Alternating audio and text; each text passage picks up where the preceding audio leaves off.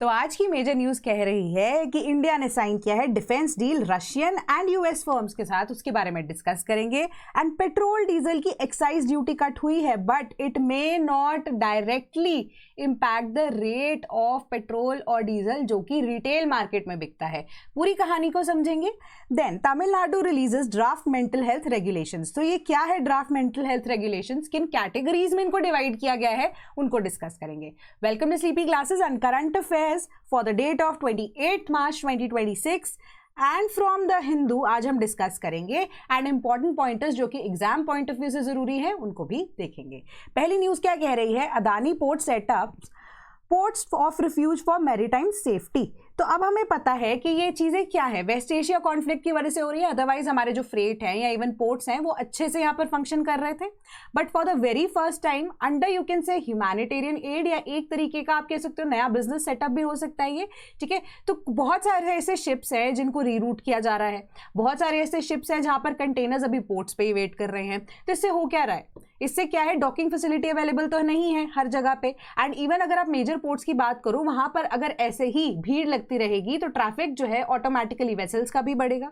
तो अब इसी की वजह से इसका ईज या लोड जो है इसका ईज आउट करने के लिए, जो नंबर ऑफ वेसल्स है उनको कम करने के लिए for the very first time एक तरह से ऑपरेशनलाइज किया जाएगा इंडिया का पहला पोर्ट ऑफ रिफ्यूज, जो कि अब लॉन्ग स्टैंडिंग गैप जो कि मैरीटाइम इमरजेंसी इंफ्रास्ट्रक्चर को फुलफिल करेगा एंड क्रिएट करेगा एक स्ट्रक्चर्ड मैकेनिज्म जो कि मैरीटाइम इमरजेंसी वेसल्स को जो कि डिस्ट्रेस के अंदर हैं उनको एक तरह से फैसिलिटेट कर सकता है कि वहां पर आकर आप पार्क कर सकते हैं या वहां पर आकर आप रिफ्यूज को सीक कर सकते हैं।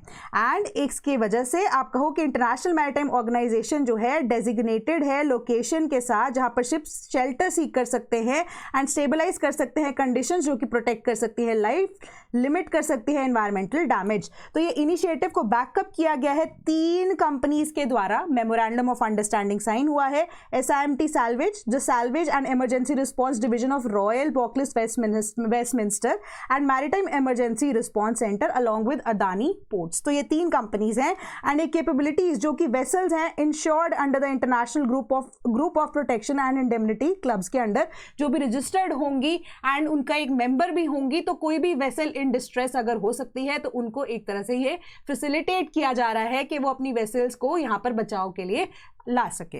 देन 2 साइट्स इसके लिए रिकॉग्नाइज की गई हैं, दीघी पोर्ट जो कि मुंबई के पास है ऑन द वेस्ट कोस्ट, ठीक है, सपोर्ट करने के लिए अरेबियन सी का जो ट्रैफिक है एंड और जो मेजर सी बात है पर्शियन गल्फ एंड इवन के स्ट्रेट ऑफ हॉर्मुज की क्लोजर विसिनिटी में यहां पर पड़ता है, ठीक है। एंड दूसरी है हमारे पास ओडिशा के अंदर, दैट इज गोपालपुर पोर्ट। तो ये इंपॉर्टेंट इंफॉर्मेशन है आपके लिए कि डॉकिंग फैसिलिटीज गोपालपुर कोस्ट के आसपास जो पोर्ट है हमारे पास, ठीक है, ओडिशा के अंदर। दूसरी साइड हमारे पास अरेबियन सी वाली साइड, मतलब एक बे ऑफ बंगाल वाली साइड, एक अरेबियन सी वाली साइड। अरेबियन सी वाली साइड हमारे पास मुंबई के पास दीघी पोर्ट जो एग्जिस्ट करता है वहां पर यह फैसिलिटी ओपन की गई है एंड सर्व करेंगे ये वेसल जो कि बे ऑफ बंगाल के लिए एंड जो रूट टुवर्ड्स मलक्का स्ट्रेट। क्योंकि अब देखो पर्शियन गल्फ के लिए इंडिया का मैप ऐसे जा रहा है, ठीक है, मुंबई समवॉट हियर एंड यहाँ पर कहीं पे हमारा पर्शियन गल्फ है, ठीक है, एंड यहाँ पर नीचे कहीं पे हमारा स्ट्रेट ऑफ मलक्का है, ठीक है, थोड़ा और नीचे वाली साइड आप जा सकते हैं, ठीक है, स्ट्रेट ऑफ मलक्का है। तो ओडिशा का पोर्ट समवॉट यहाँ पर ही है। तो अब ईस्टर्न साइड पे स्ट्रेट ऑफ मलक्का को अगर कोई डिस्ट्रेस में व्हीकल है वहां पर ये केटर करेगा एंड पर्शियन गल्फ की तरफ जाने वाली जो वेसल्स है वहां पर अगर किसी भी वेसल को, अगर वो वेसल भी डिस्ट्रेस के अंदर है तो ये वहां पर उनको केटर करेगा, दीघी पोर्ट, ठीक है। तो ये इंपॉर्टेंट सी बात है, 3 कंपनीज का ये आपस में रजिस्ट्रेशन यहाँ पर मेमोरेंडम ऑफ अंडरस्टैंडिंग साइन हुआ है। एंड इंपॉर्टेंट चीज क्या है कि जो वेसल्स है वो इंश्योर्ड होनी चाहिए under international group of protection and indemnity clubs, ठीक है। एक सिंपल सी न्यूज थी। Then stronger trade corridors and supply chains needed says Jaishankar. तो G7 की ग्रुपिंग की पहले जो मिनिस्ट्री ऑफ एक्सटर्नल अफेयर्स है, इवन जो एक्सटर्नल मिनिस्टर्स हैं, ठीक है, या फॉरेन मिनिस्टर्स की जब हम बात कर रहे हैं तो डिफरेंट कंट्रीज के वो मिले, ठीक है। तो जब हमने कल ये न्यूज डिस्कस की थी तो फ्रांस के जो प्रेसिडेंट हैं या इवन एक्सटर्नल मिनिस्टर हैं उनके साथ भी डिस्कशन यहाँ पर जयशंकर जी की हो रही थी। इस बार जो अभी जो यहाँ पर बात की जा रही है वो वेस्ट एशिया कॉन्फ्लिक्ट की वजह से जो डिस्ट्रप्शन कॉज हुई है, इवन रशिया यूक्रेन की जो वॉर की वजह से डिस्ट्रप्शन यहाँ पर क्रिएट हुई, इन सभी चीजों को एनालाइज करते हुए जो इंडिया की तरफ से अलॉन्ग विद फ्रांस एक स्टेटमेंट जॉइंटली रिलीज की गई है, उसके अकॉर्डिंगली यही चीज बोली जा रही है कि एनर्जी एंड कमोडिटी मार्केट जो है वो impact of West Asia conflict की वजह से बहुत ज्यादा हैम्पर हो रही है एंड मेजर कंट्रोल यहाँ पर स्ट्रेट ऑफ हॉर्मुज का हम देखने को मिल रहा है कि ईरान का कंट्रोल है एंड जो ट्रांजिट के लिए अब वो पैसे भी ले रहे हैं, है ना, तो वो पैसा भी कमा रहे हैं, बट यहाँ पर जो वर्ल्ड ट्रेड है वो रुका हुआ है इसी वजह से। तो ओवर डिपेंडेंस हमें हमें एक ही कॉरिडोर के ऊपर नहीं रखनी है, हमें यहाँ पर स्ट्रॉन्गर ट्रेड कॉरिडोर्स को एस्टैब्लिश करने की जरूरत है, सप्लाई चेन्स को एस्टैब्लिश करने की जरूरत है। तो यहाँ पर उन्होंने कौन से प्रोजेक्ट्स को बोला, यहाँ पर उन्होंने बोला कि हमें एफ्टा को और ज्यादा यहाँ पर तेज करना पड़ेगा, फ्री ट्रेड एग्रीमेंट्स जो है उनको ध्यान में रखना पड़ेगा, एंड इसकी एस्टैब्लिशमेंट के लिए हमने जो आईमेक कॉरिडोर इंडिया ने यहाँ पर प्रपोज किया है उसके थ्रू काम किया जाना बहुत ज्यादा जरूरी है, जहां पे alternative routes and land routes को भी यूज किया जाएगा। तो ये सिंपल सी आपको यहाँ पर बात बताती है ये news. Then India signs 858 crore defence deals with Russian and US firms. तो मिनिस्ट्री ऑफ डिफेंस ने अब साइन किए कॉन्ट्रैक्ट्स 858 करोड़ के प्रोक्योरमेंट के लिए, किसके, सिर्फ और सिर्फ एयर डिफेंस सिस्टम्स के लिए फॉर द आर्मी, मेंटेनेंस करने के लिए जो सपोर्ट है, मेंटेनेंस की सपोर्ट है नेवी की रिकॉग्नाइज्ड फ्लीट के लिए, एंड रीइंफोर्स करने के लिए इंडिया की बैलेंस डिफेंस पार्टनरशिप को with USA as well as Russia. तो कॉन्ट्रैक्ट जो 445 करोड़ का हुआ है वो रशिया की जेएससी रोस्पोरोन एक्सपोर्ट के साथ हुआ है, एंड यहां पर हम क्या करेंगे, that is Tunguska air defence missile system को आर्मी के अंदर इंक्लूड करने की बात कर रहे हैं, ठीक है। एंड यहां पर ये दूसरी चीज अगर हम देखें तो पार्टनरशिप में अगर पैरेलल मूव अगर हम देखें तो मिनिस्ट्री ने साइन किया 413 करोड़ का कॉन्ट्रैक्ट यूएस की firm Boeing India defence private limited के साथ for the deputation level inspection of navy's P8I long range maritime recognised aircraft under buy Indian category with 100% indigenous content. तो ये इंपॉर्टेंट चीजें आपके लिए है। तो ये कॉन्ट्रैक्ट इनेबल करेगा कि कंट्री के अंदर ही, इंडिया के अंदर ही maintenance and repair overall facilitate किया जा सके, ताकि इंडिया के ही जो प्रोडक्ट्स हैं वो अब नॉलेज ट्रांसफर के थ्रू यूएसए से इंडिया में आकर ही वो प्रोडक्शन लाइन बने, एंड मेंटेनेंस को लेकर जो भी रिक्वायरमेंट है वो प्रोडक्ट्स भी इंडिया के अंदर बनने शुरू हो, एंड एनहांस करे ऑपरेशनल रेडीनेस को in line with the government's Aatmanirbhar Bharat and make in India push को। एंड एग्रीमेंट्स ये बताते हैं कि इंडिया का फोकस हमारा स्ट्रेंथन करने के लिए कॉम्बैट कैपेबिलिटीज का कितना ज्यादा है, ठीक है, ये आपकी बात कहती है। Then nearly 20,000 turtle eggs conserved on Hope Island, ठीक है। अब ये यहाँ पर आंध्र प्रदेश में है आपका होप आइलैंड, कहाँ पे, काकीनाडा बे के अंदर, ठीक है, कि 20,000 eggs of olive ridley turtles को कंजर्व किया गया था होप आइलैंड्स के ऊपर, एंड अप्रोक्सीमेटली आप देखो कि 19,858 एग्स को अब कलेक्ट करके 174 नेस्टिंग साइट से ऑलिव राइडली टर्टल्स के, and all of them are being conserved under the inside conservation method on the island also. And उसके बाद जो 26 मार्च को alone 585 olive ridley turtle hatchling जो कि ऑलरेडी हैच हो चुकी हैं, उनको रिलीज कर दिया गया था in the sea from the island, ठीक है। तो जब हम यहाँ पर बात करते हैं ऑलिव राइडली टर्टल्स की एडिशनल इन्फॉर्मेशन जो कि इंपॉर्टेंट हो सकती है, दैट इज साइट्स की अपेंडिक्स 1 के अंदर आता है। हमारे जो environment and wild life protection act की बात करते हैं तो शेड्यूल 1 के अंदर आता है। आईयूसीएन स्टेटस की जब हम बात कर रहे हैं तो वो वल्नरेबल कैटेगरी के अंदर आता है, ठीक है। एंड सबसे बड़ी बात यहाँ पर एरेबाडा की बात की जाती है। एरेबाडा क्या होता है कि ये जो मास नेस्टिंग साइट्स है, मास नेस्टिंग जो अब फीमेल्स करती हैं olive ridley turtles and at a particular place, इस फिनोमेना को हम एरेबाडा बोलते हैं, जिसको हम पहले भी डिस्कस कर चुके हैं। तो ये इंपॉर्टेंट इन्फॉर्मेशन हम पहले डिस्कस कर चुके हैं, just a revision for the new student जो कि पहली बार में भी वीडियो देख रहे होंगे या जो भूल गए होंगे उनके लिए रिविजन होगी। Then automakers told to optimise output. तो इंडिया के अंदर अब आपको पता है एनर्जी क्राइसिस एग्जिस्ट करते हैं, ठीक है, क्योंकि अभी भी हमारी ऐसी बहुत सारी शिपमेंट्स आगे न्यूज में भी देखेंगे तो वो स्ट्रेट ऑफ हॉर्मूज में एलपीजी को ही लेकर आ रही हैं, बट उनको भी अभी रोका गया है, they remain stranded over there, ठीक है। तो उसके बावजूद अभी जो इंडिया के पास, हमने कल भी डिस्कस किया था, 1 महीने का जो है रिजर्व पड़ा हुआ है for LPG also, and different अगर हम कैटेगरीज की बात करें तो 60 डेज का पेट्रोल एंड डीजल की अवेलेबिलिटी है। ये सारी चीजें हमने डिस्कस की थी। तो इंडिया की गवर्नमेंट ने आस्क यानी कि बोला है ऑटोमेकर्स को एंड पार्ट सप्लायर्स को कि टाइटन कर दो अपनी प्रोडक्शन को एंड उन्हीं के से रिलेटेड शेड्यूल्स को, ताकि हम कंजर्व कर सके फ्यूल को, क्योंकि हमारे पास शॉर्टेजेस एग्जिस्ट कर रही हैं, क्योंकि डिस्ट्रप्टेड है oil and gas imports from the gulf, क्योंकि ईरान वॉर यहां पर चल रही है। एंड गवर्नमेंट का जो मेमो है it has been seen by the news agencies as well. ये एक सिंपल सी न्यूज थी। Then petrol diesel excise duty cut, prices won't drop. अब मेरी बात समझो, पहली एक्साइज ड्यूटी होती क्या है। अब एक्साइज ड्यूटी कट हो गई है, इसका मतलब ये नहीं है कि जो अब हम जैसे आप और मेरे जैसे आम जो लोग हैं उनके लिए यहां पर रिलीफ है, इमीडिएट रिलीफ यहां पर नहीं है, ठीक है। एक्साइज ड्यूटी एक इस तरह का इनडायरेक्ट टैक्स है जो कि अब प्रोड्यूसर्स को देना पड़ता है to the government of India, ठीक है, क्योंकि उनको अपना जो उन्होंने प्रोड्यूस यहाँ पर यानी कि जो गुड्स को प्रोड्यूस किया है, मैन्युफैक्चर किया है किसी भी तरह का, एंड स्पेसिफिकली अगर आप देखो तो ये हमारे एसेंशियल कमोडिटीज के ऊपर जनरली लगता ही लगता है। जनरली एसेंशियल कमोडिटीज या लग्जरी आइटम्स के ऊपर ये यूज करते ही हैं एक्साइज टैक्स, ठीक है। तो अब लग्जरी आइटम्स के ऊपर एंड एसेंशियल कमोडिटीज पे, जिसमें हमारी पेट्रोलियम एलपीजी सेक्टर भी इंक्लूड हो रहा है, तो अब प्रोड्यूसर्स को गवर्नमेंट ऑफ इंडिया को एक टैक्स देना पड़ता है जिसको हम इनडायरेक्ट टैक्स बोलते हैं। क्यों? क्योंकि वही जो अमाउंट है अब रिटेलर को भी अब पे करना पड़ता है, क्योंकि वो अमाउंट ऐड हो जाती है, ठीक है। तो अब सपोज कीजिए कि कोई भी एक्साइज ड्यूटी 3 रुपए की लगी है, ठीक है। प्रोड्यूसर को बोला है कि पर लीटर अगर आपको कोई भी पेट्रोलियम से रिलेटेड प्रोडक्ट को बेचना है तो 3 रुपए आपको एक्साइज ड्यूटी यहाँ पे भरनी पड़ेगी। तो प्रोड्यूसर क्या करेगा, जब वो रिटेल मार्केट में आती है तो वो 3 रुपए ऐड करके ही प्राइस आपके पास आएगा जो रिटेलर पे करता है। तो इनडायरेक्ट टैक्स ऐसे ही होता है, ठीक है। बट अभी सरकार ने यहाँ पर क्या कहा है, तो वो ऐड ऑलरेडी रिटेलर के अमाउंट में यहाँ पर हो चुका है, ठीक है। बट सरकार ये बोल रही है कि 3 रुपए अब हम जीरो कर रहे हैं, फॉर एग्जांपल ये जीरो कर रहे हैं, तो मैन्युफैक्चरर जो है उसको अभी कोई भी अमाउंट पे नहीं करनी है गवर्नमेंट को। बट रिटेल मार्केट में जो प्राइस ओरिजिनली सपोज यहाँ पर 88 रुपीज था, ये 3 रुपीज को ऐड करने के बाद, तो वो अभी भी रिटेलर के लिए 88 रुपीज ही रहेगा। And the reason behind that is कि सरकार यहाँ पर रिलीफ किसको प्रोवाइड करना चाहती है, टू द प्रोड्यूसर, ताकि वो अब जो लॉसेज है उसको बियर कर पाए, ठीक है। तो रिटेल मार्केट के अंदर उसका प्राइस यहां पर डाउन नहीं जाने वाला, बट जो इनडायरेक्ट टैक्स सरकार को दिया जा रहा था उसको आइदर कम कर दिया गया है या जीरो कर दिया गया है। अब ये सिंपल सी आपको बात समझानी थी मुझे एक्साइज ड्यूटी को लेकर, किसी वजह से हमारे जो प्राइसेस है वो कम नहीं होने वाले इन द रिटेल मार्केट। और इसके अलावा इंपॉर्टेंट चीज क्या है कि अब ड्यूटी ऑन पेट्रोल यहां पर कम हो चुकी है एंड डीजल बाय ₹10 पर लीटर। एंड इसका मतलब यहां पर क्या है कि पेट्रोल के ऊपर जो एक्साइज ड्यूटी कितनी हो गई है, 3 रुपए हो गई है, एंड डीजल के ऊपर आप देखो कि 0 रुपीज हो चुकी है, जो कि अर्लियर ₹7 हुआ करती थी। तो टोटल तभी by 10 petrol and diesel by 10 हमने बोला ना कि एक्साइज ड्यूटी कम हुई है, ठीक है। तो इस हिसाब से यहां पर कमी देखने को मिल रही है, ठीक है। वेराज ऑन द एलपीजी प्रोडक्शन की जब हम बात करें, एक्साइज ड्यूटी जो है वो इन परसेंटेजेस बढ़ा भी दी गई है। ये आपकी सिंपल सी न्यूज़ थी, उसके अलावा आपको और कुछ एक्स्ट्रा पढ़ने की जरूरत यहाँ पर नहीं है कि इंपैक्ट इसका क्यों नहीं पड़ने वाला है, क्योंकि प्रोड्यूसर्स को यहाँ पर जो रिलीफ सरकार दे रही है प्राइसेस 88 रुपीज ही होंगे, ठीक है। ये सिंपल सी आपकी न्यूज थी। Then finalising India US trade deal not far off but some gaps remains, US officials की तरफ से ये स्टेटमेंट आई है। तो ये स्टेटमेंट यहाँ पर किस लिए है, ठीक है, क्योंकि हमारे जो यूएस के साथ अब ट्रेड एग्रीमेंट यहाँ पर होना था, बट कुछ कुछ ऐसे कॉन्फ्लिक्टिंग एरियाज हैं, या जो आप कह सकते हो एरियाज ऑफ इंटरेस्ट हैं, जिसको ना यूएसए छोड़ सकता है ना वो एरियाज ऑफ इंटरेस्ट को इंडिया छोड़ सकता है। फॉर मेजर एग्जाम्पल मैं अगर आपको दूं, एग्रीकल्चर सेक्टर की बात करते हैं। इंडिया के नेशनल इंटरेस्ट में अगर एग्रीकल्चर सेक्टर एग्जिस्ट कर रहा है तो वो उसको किस एंगल से यहाँ पर नेगोशिएट करेंगे, है ना। तो यही जो गैप्स हैं, छोटे छोटे गैप्स हैं, ये भी फिल करने जरूरी हैं।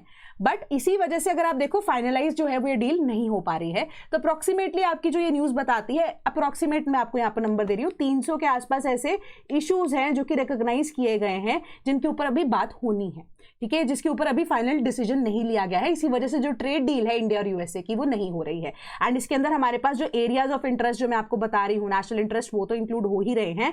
एंड सबसे बड़ी बात यहाँ पर जो रेसिप्रोकल टैरिफ्स की बात हो रही है उसको लेकर मुद्दा सबसे ज्यादा है भड़का हुआ, ठीक है। रेसिप्रोकल टैरिफ्स को लेकर इंडिया इज आल्सो एक्सपेक्टिंग कि हम रेसिप्रोकल टैरिफ्स यहाँ पर लगाने की परमिशन चाह रहे हैं, या हम उस चीज को डिस्कस कर रहे हैं यहाँ पर, ठीक है। तो ये रेसिप्रोकल टैरिफ्स को लेकर भी मेजरली जो मुद्दा है वो अभी डिस्कस होना बाकी है, उस पर डिस्कशन के बाद डिसीजन लेना बेसिकली बाकी है, उसके अकॉर्डिंगली उसकी इंप्लीमेंटेशन होगी। इसके अलावा आपको इन डिटेल एक्स्ट्रा और पढ़ने की जरूरत नहीं है। Then amid war India sends out invites for BRICS meetings, ठीक है। तो इंडिया जो है ब्रिक्स की चेयर इस बार आप कह सकते हो इंडिया के पास है, एंड ब्रिक्स समिट जो है वो भी इंडिया के अंदर अभी होना है। तो इसी वजह से एक एल्यूसिव कंसेंसस जो है इंडिया चाहता है कि वॉर के चलते हुए, क्योंकि वेस्ट एशिया के अंदर मेजरली अगर हम ब्रिक्स मेंबरशिप की बात करें ना, तो 2 कंट्रीज को लेकर यहाँ पर मुद्दा सबसे ज्यादा आ सकता है, ठीक है। First is UAE and second is Iran. ये दोनों ही ब्रिक्स के यहाँ पर मेंबर्स हैं, ठीक है। एंड दोनों ही इस टाइम ऑपोजिशन या ऑपोजिट पार्टीज के अंदर है, क्योंकि ईरान तो डायरेक्टली इन्वॉल्व है ही, एंड यूएई की बात करें तो वो यूएसए का अलाय है इस टाइम पे, जो कि अगेन ईरान को यहाँ पर बॉम्ब भी कर रहा है, ठीक है। तो यहाँ पर ये मुद्दे जो है वो देखने को मिल रहे हैं, एंड इंडिया को मे बी क्रिटिसिज्म भी आने वाले टाइम में यहाँ पर फेस करनी पड़ सके कि इतना वॉर वाला सिनारियो चल रहा है, उसके बाद भी आपने ब्रिक्स का इन्वाइट भेज दिया, है ना। तो but the idea behind this year's BRICS is कि हम किस तरीके से जो ग्लोबल साउथ है उसकी पोजिशन को यहाँ पर स्ट्रेंथन कर सकते हैं, क्योंकि मैंने आपको बात बताई थी कि ईरान में स्ट्रेट ऑफ हॉर्मूज से पैसेज लेने के लिए येन में हो सुनने में आया है कि पेमेंट्स ली जा रही हैं।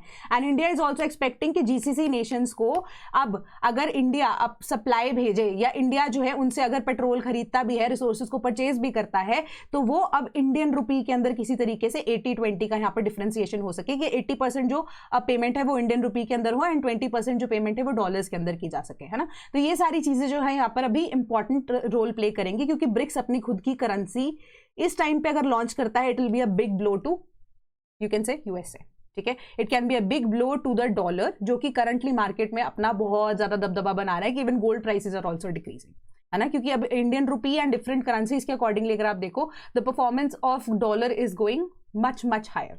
तो यही एक रीजन है। According to the number of official and diplomats जिनको इन्विटेशन भेजी गई है 10 नेशन ग्रुपिंग को इंक्लूड करता है वो Iran and United Arab Emirates को, जो कि मिड मार्च के अंदर अब हमारे पास जो समिट है वो होने के चांसेस हैं। अब बहुत सारे ऐसे चेयर हैं इंडिया के पास, यहाँ पर आप देख सकते हो ब्रिक्स की इस टाइम पे। तो अब जो समिट है it can bring Russian president also, यहाँ पर चाइना के प्रेसिडेंट भी आ सकते हैं एंड लीडर्स ब्राजील से आ सकते हैं, South Africa, Egypt, Ethiopia, Indonesia, Iran and UAE together in Delhi and it is expected to be held in September 9 और 10 के आसपास। तब तक तो लड़ाई वैसे खत्म हो जानी चाहिए, फाइनल डिसीजन क्या होता है वो तब तक पता लगेगा हमें, बट अकॉर्डिंगली अगर आप देखो ये एक तरह की अच्छी अपॉर्चुनिटी भी हो सकती है कि ईरान एंड यूएई के रिलेशंस बेटर हो जाए, ठीक है। एंड ब्रिक्स की ग्रुपिंग इस टाइम पे मैंने आपको पहले भी बताया था कि बहुत ज्यादा इंपॉर्टेंट रोल प्ले कर सकती है अगेंस्ट यूएसए's हेजीमनी, जो कि अब मेक अमेरिका ग्रेट अगेन के अंडर वो अब यूज कर रहे हैं, ठीक है। तो उनकी पॉलिसीज को काउंटर करने के लिए इस टाइम पे रशिया का, चाइना का, ब्राजील का, इंडिया का साथ में मिलकर आना बहुत जरूरी है। एंड गल्फ नेशंस के अंदर अगर आप देखो ईरान एंड इवन यूएई का भी अगर हमारे साथ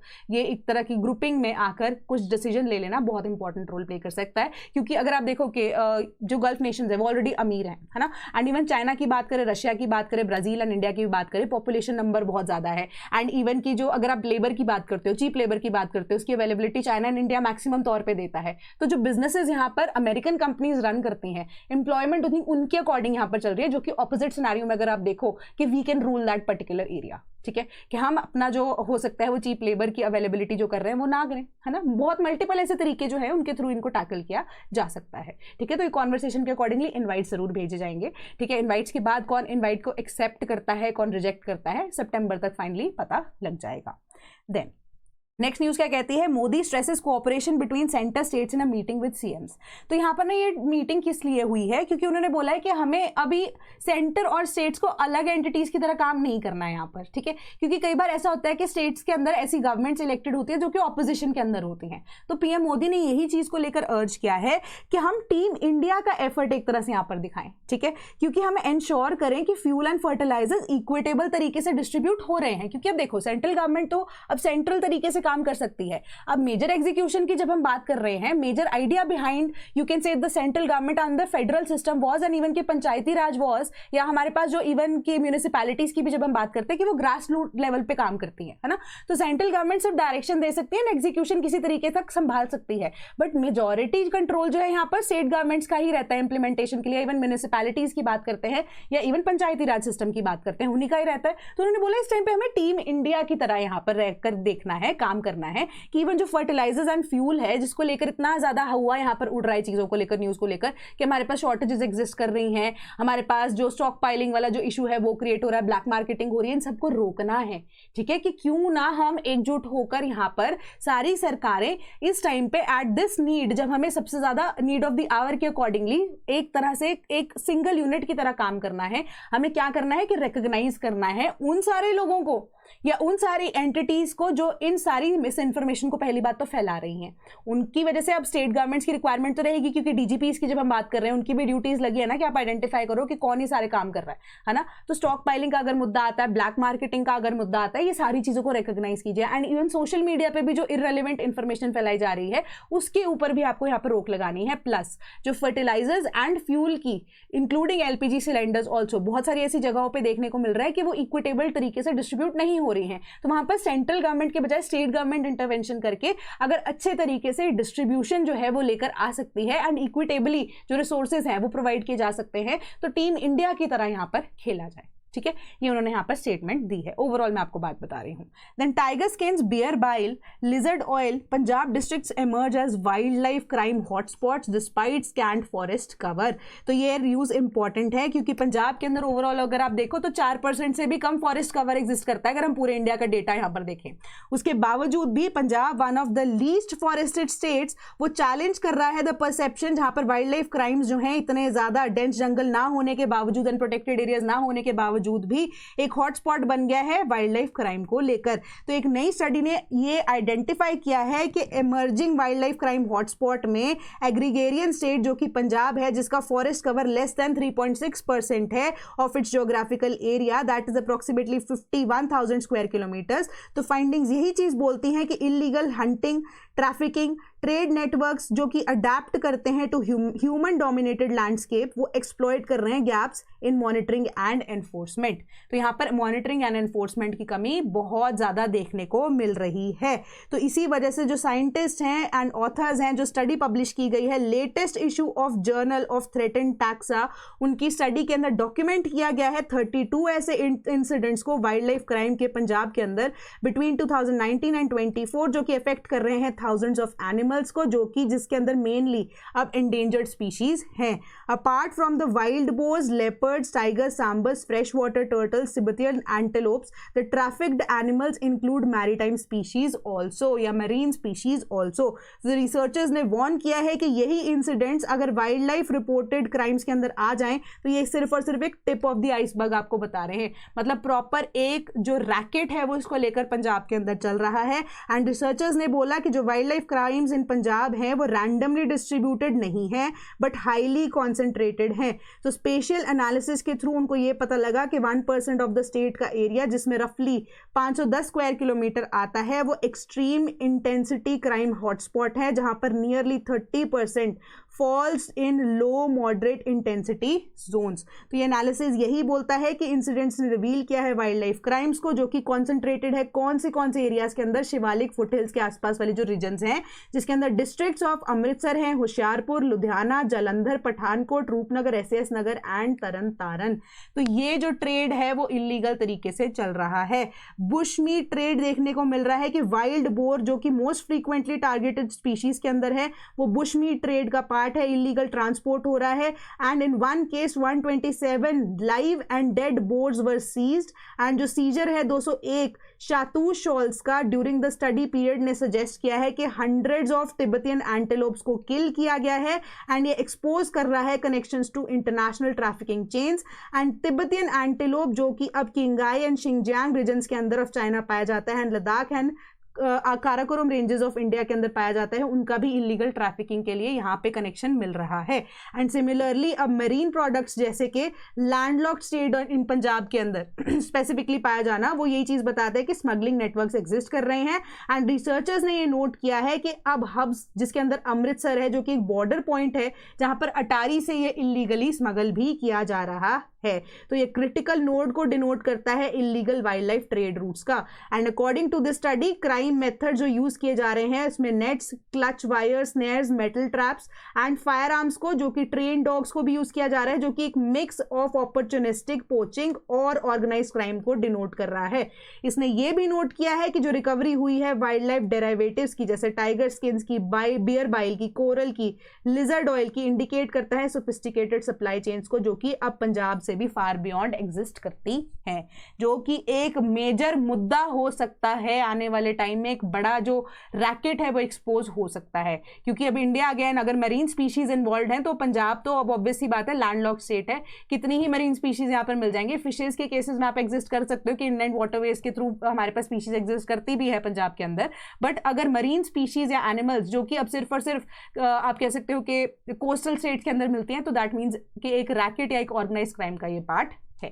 तो ये एक इंपॉर्टेंट आर्टिकल है आपके लिए। Then commercial LPG limit raised to 70% of pre crisis level.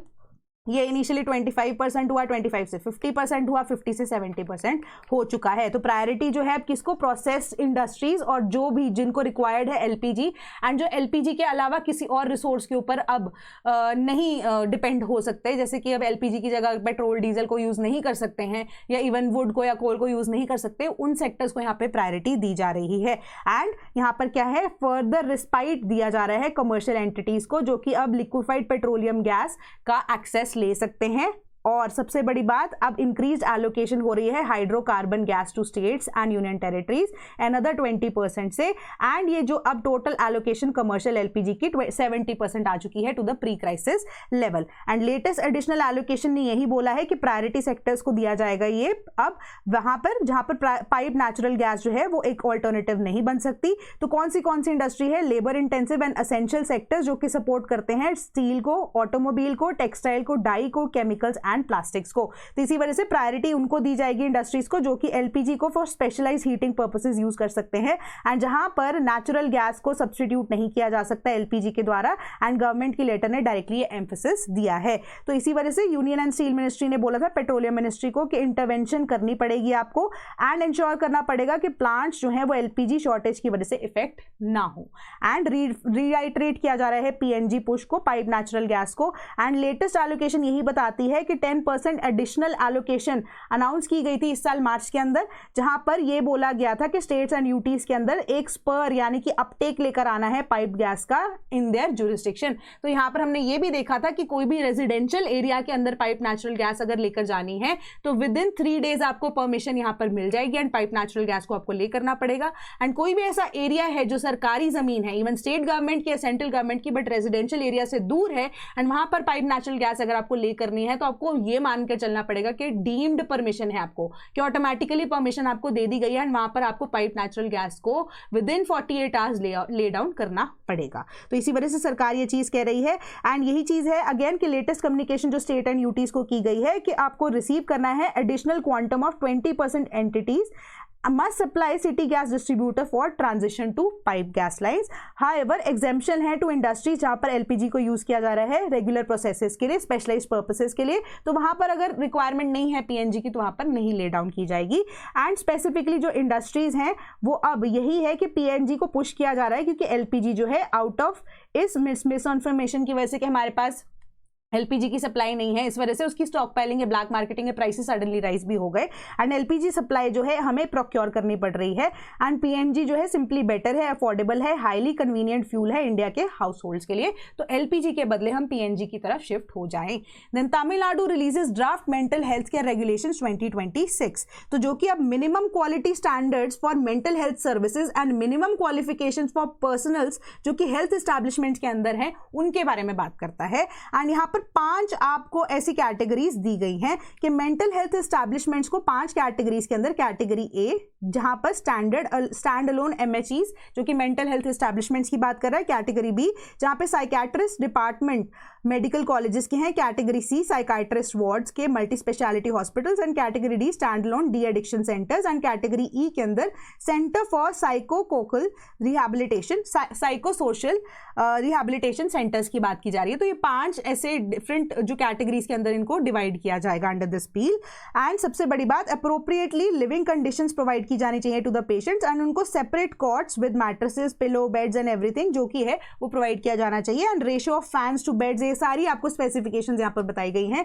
Number of toilets and bathrooms की भी आपको यहाँ पर स्पेसिफिकेशंस बताई गई है, and physical restraint to be used only if it is means to be available to prevent imminent and immediate harm to the person concerned और to others, and it should be approved by the psychiatrist and circumstances duration of restraint उसको record किया जाना चाहिए in every case sheet and a separate register kept for the same purposes। ये draft regulation बताती है, क्योंकि अगर हम यहाँ पर बात कर रहे हैं problems related to mental health, कई बार जो साइकोलॉजिकल इम्पैक्ट इतना ज्यादा होता है कि that the person turns violent, कि अगर आपको उसको रिस्ट्रेन करना पड़ेगा तो आपको साइकाइट्रिस्ट से रिटर्न परमिशन चाहिए, एंड कितने टाइम के लिए, ड्यूरेशन के लिए आप रिस्ट्रेन कर रहे हैं उसको, उसका भी आपको केस फाइल के अंदर मेंशन करना पड़ेगा अलॉन्ग विद द रेगुलेशंस जो कि अब सरकार यहाँ पर स्पेसिफाई करेगी। एंड फैमिली मेंबर या नॉमिनेटेड रिप्रेजेंटेटिव जो है he should be informed about the stance on restraint with in a period of 24 hours, and जो भी अब इम्पेशेंट्स हैं should be discharge on request any time after the admission to the mental health establishments. ठीक है, कि कोई भी ऐसा व्यक्ति जो कि अब जिसको रिस्ट्रेन किया जा रहा है, उनके जो रिप्रेजेंटेटिव हैं, अगर उनको रिस्ट्रेन किया जा रहा है, ठीक है, तो अब उनके जो रिप्रेजेंटेटिव है उनको information with in 24 hours convey करनी जरूरी है कि उनको रिस्ट्रेन किया जा रहा है, this is the reason, so and so is the reason, इतने टाइम के लिए रिस्ट्रेन किया जा रहा है, तो आपको यहाँ पर थोड़ा सा चेक यहाँ पर रखना पड़ेगा। ठीक है, तो ये मेंटल हेल्थ एस्टैब्लिशमेंट्स के लिए स्पेसिफिकली है। Then India coffee exports hit due to US Iran war, shipment stranded at sea, कि 300 कंटेनर जिसमें 20 टन से ज्यादा इंडिया के कॉफी एक्सपोर्ट्स हैं वेस्ट एशियन मार्केट्स के अंदर, वो स्ट्रैंडेड है एट द पोर्ट्स, जो कि स्लोली मूव कर रहे हैं स्ट्रेट ऑफ हॉर्मूज से, जो कि कॉफी एक्सपोर्टर्स को into a sea of uncertainty and cost escalations का एक तरह से रीजन आप देख सकते हो कि मिल रहा है उनको, या एक तरह से सिला उनको इस चीज का मिल रहा है कि यूएस इजरायली वॉर जो ईरान के साथ यहाँ पर हो रही है वो कंस्ट्रेन कर रहा है passage to the strait of Hormuz. तो ये केस स्टडी आपको बताई जा रही है कि पूरी की पूरी के कौन से पोर्ट पे, फिलहाल जबल अली पोर्ट इन दुबई के अंदर जो शिपमेंट्स हैं वो डॉक हो रही है धीरे धीरे करके, एंड डिले हो रही हैं शिपमेंट्स, एंड यूएस को भी अगर आप देखो कि कॉफी के एक्सपोर्ट एंड इवन जो हमारे कॉफी एक्सपोर्ट्स है वो गल्फ नेशंस को भी यहाँ पर हो रही हैं, तो वो एक्सपोर्ट्स डिले होते जा रहे हैं, प्रीमियम कॉस्ट यहाँ पर बढ़ते जा रहे हैं, एंड वेसल की जो कॉस्ट है वो भी बढ़ती जा रही है, प्लस अगर आप देखो कि प्रीमियम इंश्योरेंसेस के वो भी बढ़ते जा रहे हैं। तो जो कॉफी यहाँ पर एक्सपोर्टर्स हैं उनके हिस्से में जो पैसा है वो धीरे धीरे करके बढ़ता जा रहा है, प्रॉफिट तो वो कहाँ ही बुक कर रहे होंगे, उनके लॉसेस जो है वो बढ़ते जा रहे हैं यहाँ पर, है ना। तो सरकार से अगेन गुहार लगाने वाली बात ही है। तो कंप्लीट कंफ्यूजन यहाँ पर देखने को मिल रही है, क्योंकि कई बार ऐसा होता है क्या, देखो इस टाइम पे पूरे इतनी कंफ्यूजन है, कई बार जैसे सपोज कीजिए कि मुंबई से कोई पोर्ट निकला, पोर्ट से शिपमेंट कोई निकलती है ना, अभी फिलहाल मुंबई पोर्ट पे या डिफरेंट पोर्ट्स के ऊपर ऐसे हफड़ा दफड़ी तो मची हुई है चीज़ों को लेकर कि कौन सा वेसल, किस कंटेनर, किस तरीके से कोई सामान लेकर जाएगा। पहली प्रॉब्लम तो यहाँ एग्जिस्ट कर रही है। दूसरी चीज़, जैसे जैसे स्ट्रेट ऑफ हॉर्मूज को वो पास करते हुए जा रहे हैं, उनको डॉकिंग फैसिलिटी के लिए इमीडिएटली ऑर्डर कहीं पे आ जाता है, ठीक है, तो वहां पर अगर उनको शिप या वेसल चेंज करनी है या कंटेनर चेंज करना है, वहां पर प्रॉब्लम एग्जिस्ट कर रही है। ठीक है, तो उस चीज को लेकर भी आपके कॉस्ट इंक्रीज हो रहे हैं, प्लस टाइम भी बहुत ज्यादा एक्सटेंड हो रहा है। ठीक है, तो मल्टीपल तरीके से ये कंफ्यूजन, जो स्टेट ऑफ कंफ्यूजन यहाँ पर क्रिएट हो रही है, वो और ज्यादा कॉस्ट को ऐड कर रही है। एंड कॉफी की जब हम बात कर रहे हैं तो रिलेटिवली अगर कॉफी बीन्स की बात है वो तो अलग है, बट अगर आप कॉफी को रोस्ट करने से पहले उनका जो, अगर हम देख रहे हैं राइप्ड कॉफी की बात कर रहे हैं, चेरीज की, ठीक है, तो अगर वो तो थोड़ा बहुत अगर आप देखोगे कि पेरिशेबल तो होते ही हैं, तो वो प्रॉब्लम और ज्यादा एग्जिस्ट करती है। तो ये सारी चीजों की वजह से जो कॉफी एक्सपोर्ट्स हैं वो इंडिया की, वो भी हैम्पर होती हुई नजर आ रही हैं, कि कॉफी कंटेनर्स जो हैं वो स्लोली मूव कर रहे हैं वेरियस शिप्स के थ्रू, ह्यूज इन्वेंट्री डिलेज हैं, प्राइस वॉलेटिलिटी एग्जिस्ट कर रही है, मार्केट अनसर्टेनिटी देख रही है, affected producers and global buyers जो है दोनों यहाँ पर इक्वली उनका नुकसान होता हुआ नजर आ रहा है। एंड जो अब जितनी भी मूवमेंट्स के अकॉर्डिंगली वेस्ट एशिया के अंदर जो कॉफी है, they were suppose to reach before Ramzan, but अभी जो डिले है वो देखने को मिल रहा है, क्योंकि जो वेसल्स हैं वो स्ट्रैंडेड हैं ऑन सीज, देयरफॉर जो कस्टमर्स हैं that need not accept the consignments paying huge additional landing cost. ठीक है, वो बोलेंगे हम क्यों लें इसको, है ना, कि हमने तो बोलता रमजान से पहले पहुंचना चाहिए था, वो नहीं पहुंचेगा, because someone who is importing the product, वो ये क्यों बोलेगा कि वो एडिशनल कॉस्ट यहाँ पर दे, अगर वो दे भी रहा है तो वो फुल पेमेंट यहाँ पर मे भी नहीं करेगा, तो लॉसेज उस वजह से भी ज्यादा हो रहे हैं। तो most coffee contracts global buyers के साथ would be honoured even at huge extra cost for exporters and buyers, but जो नए कॉन्ट्रैक्ट्स हैं वो नहीं होंगे, क्योंकि अब हमारे पास पर कंटेनर चार्जेस करंटली $4,000 की रेंज के अंदर हैं, जो कि रैशनलाइज किए गए हैं, जो कि बहुत ज्यादा एक्सपेंसिव है अपने आप में ही। ठीक है, तो ये सिंपल सी आपको न्यूज बताती है। Then G7 allies press Rubio for clarity on American plans for West Asia war। तो अब यूएस के जो सेक्रेटरी ऑफ स्टेट है मार्को रूबियो, उनकी तरफ से, क्योंकि G7 के अलाइज हैं, उन्हीं से ही यहाँ पर एक तरह से रिस्पॉन्स है, क्लैरिटी एक्सपेक्ट कर रहे हैं कि अमेरिका प्लान क्या कर रहा है वेस्ट एशिया को लेकर। तो यही G7 अलाइज ने ये बोला कि जो अब US secretary of the state है मार्को रूबियो को, कि आप क्लैरिटी दो अमेरिकन प्लान्स को लेकर ईरान के ऊपर, कि 1 महीना होने वाला है वॉर को, एंड हमारे कंसाइनमेंट्स इतने रुके हुए हैं, एनर्जी क्राइसिस इतने वर्ल्ड के अंदर हमें देखने को मिल रहे हैं, कि आप ये भी बताओ कि इंटेंसिफाई क्या करने के लिए क्या चीजें कर रहे हो, कि आपको extent of cooperation between Russia and Islamic Republic, जो कि एक मेजर कंसर्न है। इस्लामिक रिपब्लिक का अब बेटर कनेक्शन रशिया के साथ होता जा रहा है, वो भी एक कॉज ऑफ कंसर्न है फॉर द G7 नेशंस, है ना। तो इस वजह से सोवियत इंपैक्ट, क्योंकि सोवियत नेशन ही हुआ करता था ना पहले 1991 से पहले, है ना, तो एक तरह से सोवियत, यूएसएसआर की तो नहीं, वैसे सोवियत नेशन के साथ जो कनेक्शन इस्लामिक अगर कंट्रीज के बन रहे हैं, it will be a big blow to G7 allies. ठीक है, एंड यूरोपियन यूनियन की जब हम बात कर रहे हैं, नेटो नेशंस की बात कर रहे हैं, या अमेरिका की बात कर रहे हैं एज अ होल, है ना। तो इसी वजह से जो अब यही चीज बोली जा रही है, and we need to strengthen our unity given that कि ईरान एंड रशिया जो है they are working closely and in the closest way we must stand even closer together. ये स्टेटमेंट एक तरह से यहाँ पर आ रही है। तो अगेन ईस्ट वर्सेज वेस्ट का ये मुद्दा बनता जा रहा है। तो अब यहीं पे कॉन्ट्रास्ट के अकॉर्डिंगली डिफरेंट जो फॉरेन मिनिस्टर्स हैं उनकी तरफ से अलग अलग स्टेटमेंट्स आई हैं, बट मिस्टर रूबियो ने यही चीज बोली है, United states could achieve it's objectives in Iran without the use of any ground troops and expected के ऑपरेशन जो है वो कंक्लूड होंगे in the matter of weeks despite recent deployment जो एडिशनल फोर्सेस की हुई है इन द रीजन। तो हम कोई ग्राउंड एक्शन यहाँ पर नहीं लेंगे, बट हाँ in the coming 2-3 weeks we can expect के वॉर खत्म हो जाएगी। एंड यही सेम चीज उन्होंने यहाँ पर यही बोली है। And ahead of the you can say schedule on most of them we can achieve them without any ground troops, without any you can say on the land कोई भी एक्टिविटी के बगैर, इंटरवेंशन के बगैर यू मे बी यूएसए आने वाले time में जो सारे क्राइसिस इसको खत्म कर देगा। 2 से 3 हफ्तों की ये बात है। ये स्टेटमेंट ऑफिशियली अब यूएसए की तरफ से आई है। Then Japan to boost coal fired power as West Asia war causes energy turmoil. तो एनर्जी को लेकर यहाँ पर प्रॉब्लम एग्जिस्ट कर रही है। तो अब हम क्लीनर एनर्जीज की तरफ जा रहे थे, है ना। क्लीनर एनर्जीज की सप्लाई ही हमारे पास अब लिमिटेड है, तो कंट्रीज को अब अपनी खुद की डिमांड तो फुलफिल करनी पड़ेगी। सेम चीज अब जापान के अंदर भी की जा रही है। जैसे कि यूरोपियन यूनियन के अंदर स्पेसिफिकली जो कंट्रीज हैं, जिसमें ब्रसेल्स की जब हम बात कर रहे हैं, उन्होंने भी जो लिफ्ट कर दिए थे सर्टन पैरामीटर्स कि आप क्लीन एनर्जी को जो है भी छोड़िए, कोल फायर्ड जो थर्मल प्लांट्स हैं उनको वापस से करना यूज करना शुरू कीजिए, उनकी प्रोडक्टिविटी को वापस से ऊपर लेकर जाइए, क्योंकि हमें अभी भी कंट्री की डिमांड को फुलफिल करना है। क्लाइमेट चेंज बाद में देखा जाएगा, है ना। सेम चीज यहाँ पर जापान ने भी की है कि उन्होंने प्लान किया है टेम्पररी लिफ्ट करने के लिए restrictions coal fired power plants के ऊपर, ताकि हमें ईज करना है जो energy crunch West Asia conflict की वजह से जो हुआ है। एंड ये एक प्लान यहाँ पर बनाया गया है एक्सपर्ट्स के द्वारा, जो कि अप्रूव कर रहे हैं कि प्रपोजल के इंडस्ट्री मिनिस्ट्री ने, जो कि अब जापान ने ये चीज को ले डाउन किया है। इस सिचुएशन के अकॉर्डिंगली मिडिल ईस्ट अफेक्ट कर रहे हैं फ्यूल प्राइसेस को, एंड अनसर्टेनिटी है regarding the future LNG procurement, जिस वजह से अब हमें और क्या है वापस से अब कोल फायर्ड जो जितने भी हमारे पास थर्मल पावर प्लांट्स हैं उनके ऊपर डिपेंडेंट होना पड़ेगा। तो इस वजह से इट विल बी नेसेसरी कि हम operation coal fired power plants का इंक्रीज कर दें, ताकि रिलायबल एंड स्टेबल सप्लाई हमारे पास रहे। इन पावर सप्लाई जो है उनको अब required है to keep the operating rate of coal-fired thermal plants that emit large amounts of carbon dioxide that are below 50%। ठीक है, तो कोल उस तरीके से यूज किया जाएगा। बट जो गवर्नमेंट है इट इंटेंड्स टू अलाउ कि फुल ऑपरेशन हो older less efficient coal fire plants को for a year for now, ताकि फिस्कल ईयर जो कि अप्रैल के अंदर शुरू हो रहा है वहां पर जो आप कह सकते हो कंट्री की आउटपुट या प्रोड्यूस जो है वो इम्पैक्ट ना हो, as that is according to the plan जो कि प्रेजेंट किया जा रहा है in the meeting. And Japan जो है थर्मल पावर प्लांट्स के ऊपर रिलाई कर रहा है to generate around 70% of its electricity needs, जहां पर 30% सिर्फ और सिर्फ कोल कॉन्स्टिट्यूट करता था करंटली, बट अब ये उल्टा हो जाएगा। एंड लिक्विफाइड नेचुरल गैस जो है वो another 30% and oil comprises that 70% के आसपास, 7% के आसपास, सॉरी। तो यही सेम चीज है। तो इसके अकॉर्डिंगली जो अब जापान के अपने गोल है phasing out inefficient coal plants by 2030 वो हैम्पर होंगे।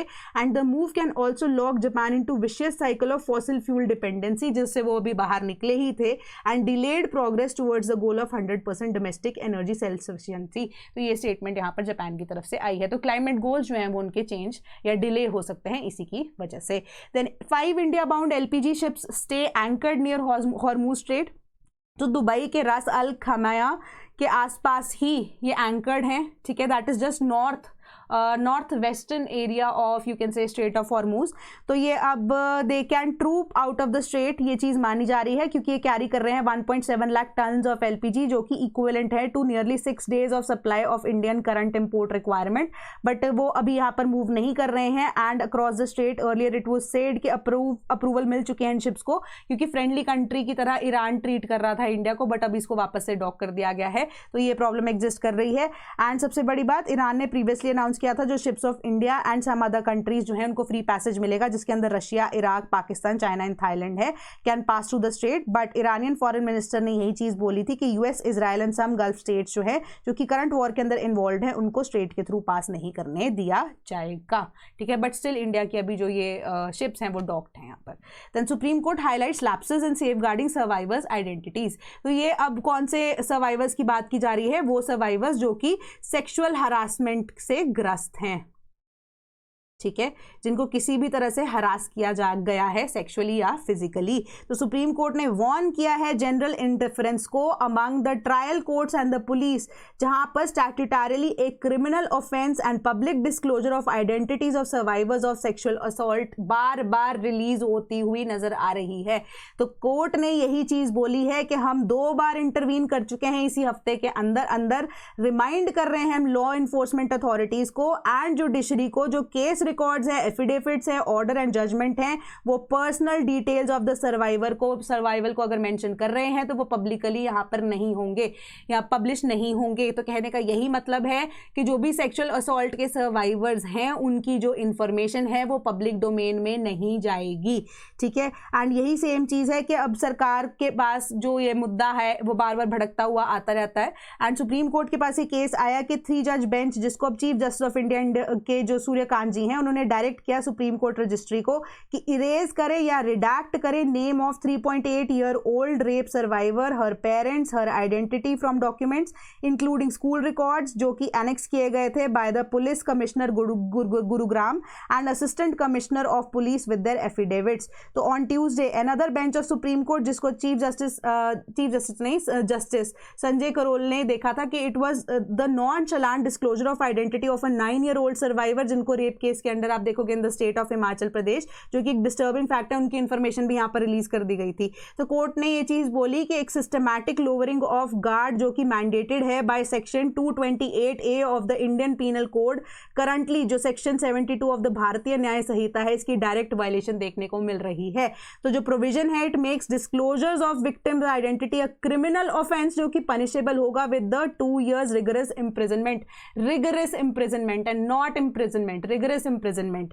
तो सेक्शन 228A पहला स्टेप था in the series of amendment जो कि 1983 में towards the victim centric orientation criminal law के अंदर इंक्लूड किया गया था, जहां पर कैमरा ट्रायल्स एंड एनोनिमिटी को प्रेफरेंस दी गई थी।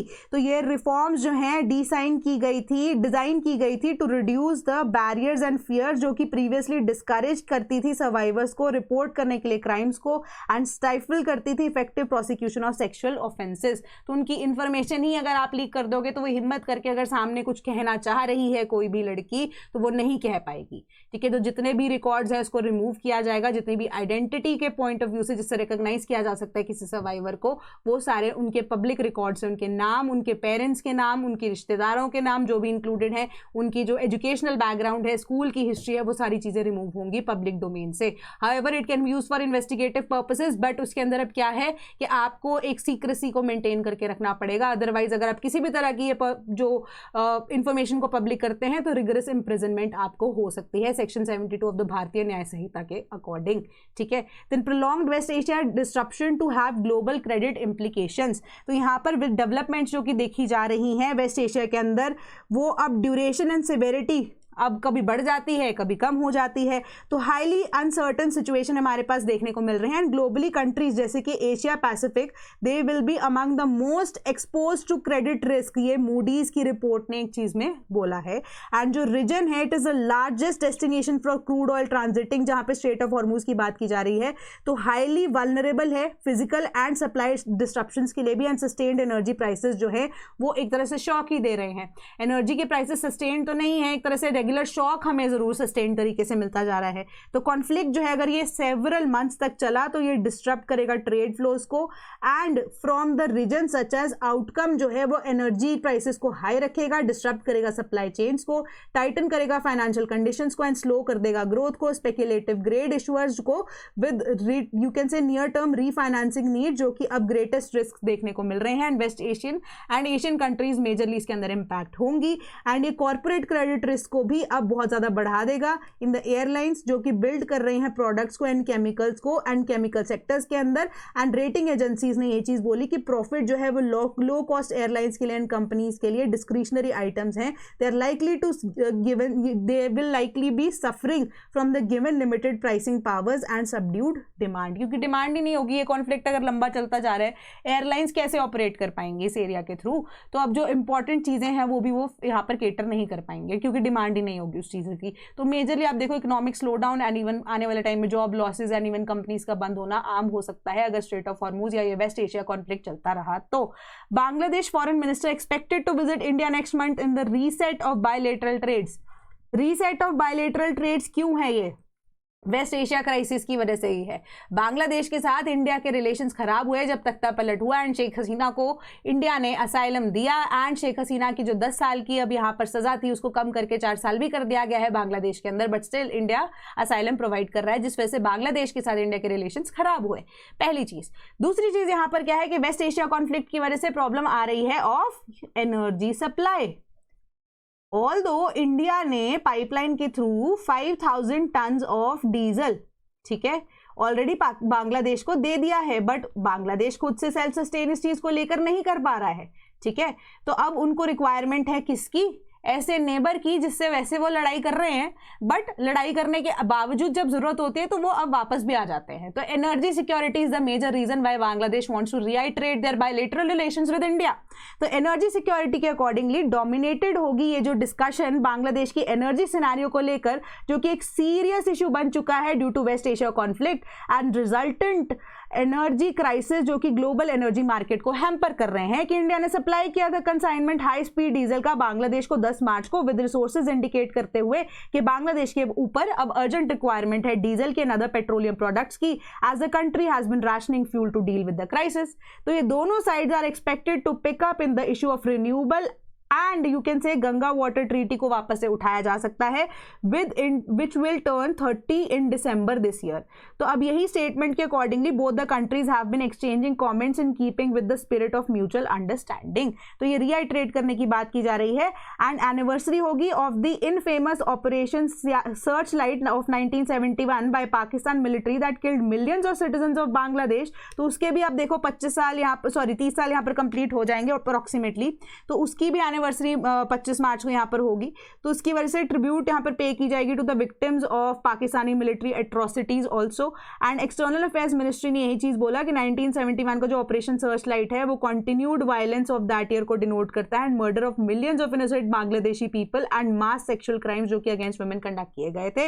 एंड ये जो एट्रोसिटीज हैं वो अब कॉन्शियंस ऑफ द वर्ल्ड को शेकन कर देता है एंड पाकिस्तान हाउएवर वो डिनाइल के अंदर है विद एवरी डे जो कि वो वॉर्स यहाँ पर या क्राइम्स जो है यहाँ पर कमिट करता है। एंड इंडिया ने बोला है कि we are supporting Bangladesh in the desire for justice. ये मिनिस्ट्री की तरफ से यहाँ पर स्टेटमेंट आई है कि India supports Bangladesh desire for justice. सीधी सी ये बात है कि इस टाइम पे आपदा को अवसर में कन्वर्ट कैसे किया जा सकता है वो बेटर है कि Bangladesh and India better neighbours आपस में कैसे बन सकते हैं, वो एक अपॉर्चुनिटी इंडिया को यहाँ पर इसके थ्रू भी मिल रही है ताकि एक साइड से जो नेबर है बांग्लादेश वो थोड़ा सा यहाँ पर संभला रहे। अदरवाइज अगर आप देखो इंडिया जिस कंट्री को भी यहाँ पर बॉर्डर कर रहा है, ठीक है, इवन कि अगर आप श्रीलंका की भी बात करो या मालदीव्स की भी बात करो, वो भी इंडिया के अगेंस्ट यहाँ पर हो चुके थे। श्रीलंका की इकोनॉमी ऑलरेडी यहाँ पर खत्म हो चुकी है, अब इंडिया के ऊपर डिपेंडेंस उनकी है। तो थोड़े रिलेशन आप कह सकते हो कि कॉर्डियल हो सकते हैं बट इतने भी कॉर्डियल नहीं है, ठीक है। देन म्यांमार की बात करें, वहां पर कू चल रहा है। चाइना डिपेंडेंसी हम नहीं रख सकते, पाकिस्तान के ऊपर डिपेंडेंसी नहीं रख सकते। नेपाल को ऑलरेडी अब इशू इंडिया के साथ हुआ था, ऊपर से वो जो जेनजी को लेकर प्रॉब्लम क्रिएट होगी उसकी वजह से वहां पर भी इशूज चल रहे हैं, ठीक है। एंड बचा बांग्लादेश जो कि शेख हसीना वाले इशू के बाद इंडिया के साथ यहाँ पर सपोर्टिव तो किसी एंगल से नहीं था। तो इसी तरीके से डिप्लोमेसी काम करेगी एंड जो मे भी हो सकता है ट्रस्ट फैक्टर वापस से स्टैब्लिश होने के चांसेस हो सकते हैं, ठीक है। ये सारी चीजें ऐसे चल रही हैं। Then US was sending up to 10,000 troops to West Asia says reports. तो अब क्या हुआ है, 5 दिन का जो गैप इंडिया जो यूएसए ने बोला था कि ईरान के ऊपर हम अटैक नहीं करेंगे, उसको फर्दर जो है इंक्रीज कर दिया गया है। बट अब यही चीज ट्रंप की तरफ से स्टेटमेंट आई है कि जो नेगोशिएशंस चल रही हैं दे आर अंडरवे एंड अच्छा रिजल्ट आने के एक्सपेक्टेशंस हमें हैं। But on the other hand USA जो है वो 10,000 ट्रूप्स वेस्ट एशिया वाली साइड, ईरान वाली साइड भेज रहा है, ठीक है। तो यही जो है वेस्ट एशिया की तरफ से, अगर आप देखो कि वॉल स्ट्रीट जर्नल ने ये रिपोर्ट को पब्लिश किया है कि स्पेकुलेशन जो है वॉशिंगटन दे में भी preparing on a ground operation in Iran and deployment. ये बात बोलती है कि यूएस प्रेसिडेंट डोनाल्ड ट्रंप जो है इंसिस्ट कर रहे हैं कि जो Tehran was taking part in peace talks. तो बिल्कुल ऑपोजिट चीजें यहां पर चल रही हैं। Then a bill proposes grace period after expiry of driving licence. तो यहां पर मोटर व्हीकल एक्ट के अंदर 30 डे ग्रेस पीरियड ऐड करने की बात की जा रही है कि अगर आपका ड्राइविंग लाइसेंस खत्म हो जाता है तो 30 days with in that expiry period, जैसे 30th को खत्म हुआ फॉर एग्जाम्पल, तो 30 डेज एक्स्ट्रा आपको आपको यहाँ पर दिए जाए एंड उसको एज ए क्रिमिनल एक्टिविटी के अंदर ना गिना जाए, ठीक है। तो ये चीज यहाँ पर प्रपोज की जा रही है। तो ये अब this is a part of the जन विश्वास अमेंडमेंट ऑफ प्रोविजंस बिल 2026 जो कि इंट्रोड्यूस किया गया minister of state of commerce and industry के द्वारा। एंड ये प्रपोज करता है कि 79 एक्ट्स को हम अमेंड करेंगे जो कि सेंट्रल एक्ट्स है, एडमिनिस्टर किए जा रहे हैं जो 23 मिनिस्ट्रीज के द्वारा। एंड ये 784 प्रोविजन जो है उनको प्रपोज किया जाएगा कि अमेंड किए जाए, आउट ऑफ विच 717 प्रोविजन जो है वो डीक्रिमिनलाइज किए जा रहे हैं ताकि ईज ऑफ डूइंग बिजनेस जो है वो बेटर हो सके। एंड 67 ऐसे प्रोविजन हैं जो कि अमेंड किए जाएंगे ताकि ईज ऑफ लिविंग इंडिया के अंदर बढ़ सके। एंड अकॉर्डिंग टू दिस जो कॉमर्स एंड इंडस्ट्री मिनिस्ट्री है 20 अमेंडमेंट्स जो है वो प्रपोज किए गए हैं मोटर व्हीकल्स एक्ट के अंदर, ताकि अब रिलैक्सेशन हो सम कंप्लायंसेस के under the motor vehicle law and resolve किए जा सके जो भी लीगल एम्बिग्विटीज एग्जिस्ट करती हैं। Then Coal India to set up 8 coking coal washeries at 3300 crores। ठीक है, तो ये कोकिंग कोल क्या होता है? ठीक है, coking coal is high quality bituminous coal, है ना। बिटुमिनस का क्या मतलब होता है? सेडिमेंट्री प्रोसेसेस से या सेडिमेंटेशन की वजह से कोई भी कोक या कोल बना हो तो, ठीक है। तो अब जो कोकिंग कोल है, अब उसका एक आइडिया यहां पर यही है कि in the absence of air अगर आप इसको बर्न करते हैं, ठीक है, anaerobic not aerobic, anaerobic process के थ्रू जब आप इसको बर्न करते हैं तो ये अब कोक को एज अ रेजिड्यू छोड़ देता है, जो कि कोक अब क्या होता है अपने आप में ही सॉफ्ट होता है, ठीक है, सॉफ्ट हो जाता है। एंड आप मेजरली ये देखो कि हाई क्वालिटी ऑफ कोल है जिसकी वजह से अब हमारे पास जो पोल्यूशन लेवल्स हैं वो बहुत ज़्यादा कम होते हैं, ठीक है। तो पोल्यूशन लेवल को कम रखने के लिए इसको इंपॉर्टेंटली माना जाता है। इंडस्ट्रियल प्रोसेसेस में इसको यूज़ भी किया जाता है, जहाँ पर आयरन और एक्सट्रैक्शन एवरीथिंग प्रोसेसेस के लिए इसको यूज़ किया जा रहा है। तो अब क्वालिटी ऑफ कोकिंग कोल को यहाँ पर इंक्रीज करने के लिए अब जो आप कह सकते हो स्टेट ओन्ड मिनरल कोल इंडिया लिमिटेड ने इन्फॉर्म किया है कि वो 8 न्यू कोकिंग कोल वॉशरीज को इस्टेब्लिश करेंगे and with a combined washing capacity जो कि 21.5 मिलियन टन अ ईयर कर सकते हैं। एस्टिमेटेड कैपिटल आउटले 3300 करोड़ की रिक्वायरमेंट रहेगी। आउट ऑफ 8 5 ऐसी जो है वो झारखंड के अंदर लगाई जाएंगी जहां पे हेडक्वार्टर्ड है सेंट्रल कोलफील्ड्स लिमिटेड एंड एक cumulative capacity 14.5 million ton a year की जनरेट कर सकते हैं। रिमेनिंग जो है वो भारत कोकिंग कोल वो अकाउंट करेगा क्यूमुलेटिव कैपेसिटी के 7 मिलियन टन अ ईयर, अभी साइड से नहीं बताई गई हैं, वो अब प्रोड्यूस कर सकता है, प्रोड्यूस भी क्या वॉश कर सकता है कोक को कोकिंग कोल को। एंड सीआईएल एक्सपेक्ट कर रहे हैं कि 8 वॉशरीज जो है वो ऑपरेशनल होंगी बाय फाइनेंशियल ईयर 3030। एडिशनली जो अब माइनर्स जो हैं they will be spending 300 crore in renovation and modernisation of the existing coking coal washeries जो एग्जिस्टिंग है हमारे पास, उनकी भी अपग्रेडेशन होगी। And CIL operates 10 such washeries जो कि अकाउंट करती हैं for a cumulative capacity of 18.35 million ton a year. तो करंटली हमारे पास इतनी है एंड फाइनली अब हम बढ़ाकर आप टोटल देखोगे कि 18.35 प्लस 14.5 प्लस 7, ठीक है, तो 21.5 प्लस 18.35 ये टोटल हमारे पास by 2030 cumulative capacities coking coal washeries की होगी। The new butterfly species recorded in Arunachal named after Zubeen, ठीक है, तो नई स्पीशीज जो है वो forest of Arunachal Pradesh Lepa Rada district के अंदर पाई गई हैं जुबीन गर्ग के नाम पे, जो कि कल्चरल आइकॉन असम के रहे हैं, उनके नाम पे इसका नाम स्पीशीज का नाम जुबीन रख दिया गया है। एंड रिसर्चर्स ने देखा रोश एंड उपाध्याय जो कि स्कॉलर है पंजाब के RIMT यूनिवर्सिटीज के, उनकी तरफ से बेसिकली जो प्रपोज किया गया है ये स्टडी को एंड एक कॉमन नेम यूथलिया जुबीन गर्गी इसका नाम दिया गया है, जो कि ऑब्जर्व की गई थी फील्ड सर्विस के अंदर जो 2025 के अंदर कंडक्ट किए गए थे। And the former is Arunachal police constable. तो उसी वजह से जो फाइंडिंग्स है वो यही बताती हैं कि सेमाई एवरग्रीन फॉरेस्ट के अंदर elevation 600 to 750 metres appeared in the latest issue of Entomon, जो कि क्वार्टरली जर्नल एस्टैब्लिश की है एंड पब्लिश भी की जाती है by the Association of Advancement of Entomology in Indian and non governmental organisation. तो स्पेसिफिकली ये इनके द्वारा क्वार्टरली पब्लिकेशन है, उसके अंदर एक नई स्पीशीज पाई गई हैं। And despite month of observation जो रिसर्चर्स हैं ये सिर्फ 2 मेल इंडिविजुअल्स को यहाँ पर स्पॉट किया है, जिसको एक को कलेक्ट किया गया है as a specimen and another को फोटोग्राफ किया गया है इन द वाइल्ड, जो कि इंडिकेट करती हैं कि जो स्पीशीज है वो रेयर हो सकती हैं या हाईली लोकलाइज हो सकती हैं। एंड जो बटरफ्लाई है वो जीनस यूथेलिया को बिलोंग करती हैं, जो कि कॉमनली फाउंड ग्रुप है across south and south east Asia. And इसी वजह से जो ग्रुप्स हैं जो उनके मेंबर्स हैं these are typically seen in the forest habitats and are known for their earthy brown wings and marked with pale spots। तो आपको ये दिख रहा होगा earthy brown wings, green colour की है, वैसे ये ब्राउन विंग्स के आसपास earthy brown wings and spots यहाँ पर आपको नजर आ रहे हैं, ठीक है। तो अब जुबीन गर्ग के नाम पे इनका नाम रखा गया है। Then defence proposals of 2.38 lakh crore gets approval कि डिफेंस एक्विजिशन काउंसिल जिसको राजनाथ सिंह जी चेयर कर रहे थे, उन्होंने बोला कि हमें एक्सेप्टेंस ऑफ नेसेसिटी के अकॉर्डिंगली कैपिटल एक्विजिशन प्रपोजल जो कि 2.38 लाख करोड़ रुपीस की है वो इन्हांस करनी है इंडिया की combat surveillance and mobility capabilities को across all the arm forces. तो आर्मी के अंदर अप्रूवल दी गई है एयर डिफेंस ट्रैक सिस्टम के लिए, एयरफोर्स के लिए अप्रूवल दी गई है मीडियम ट्रांसपोर्ट एयरक्राफ्ट के लिए and S-400 long range surface air to air missile के लिए, एंड फॉर कोस्ट गार्ड अगर हम देखें तो अप्रूवल जो है वो heavy duty air question vehicles के लिए दी गई है। तो ये एक इंपॉर्टेंट चीज है, एक बार इसको गो थ्रू कर लेना।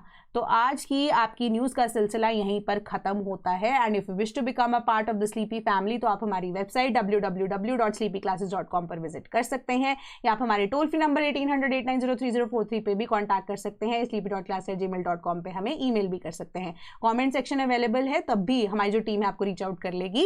एंड सबसे बड़ी बात, कोई डाउट होता है तो भी कमेंट सेक्शन में आप मुझे बता सकते हैं। एंड टेलीग्राम का रेजोल्यूशन ग्रुप आपका डाउट्स को लेकर बना हुआ है, तो कोई डाउट होता है तो वहाँ पर भी मुझसे पूछ सकते हैं, तो उसको जल्दी से जल्दी हम कवर अप कर लेंगे। तो that is all from my side today. Thank you so much.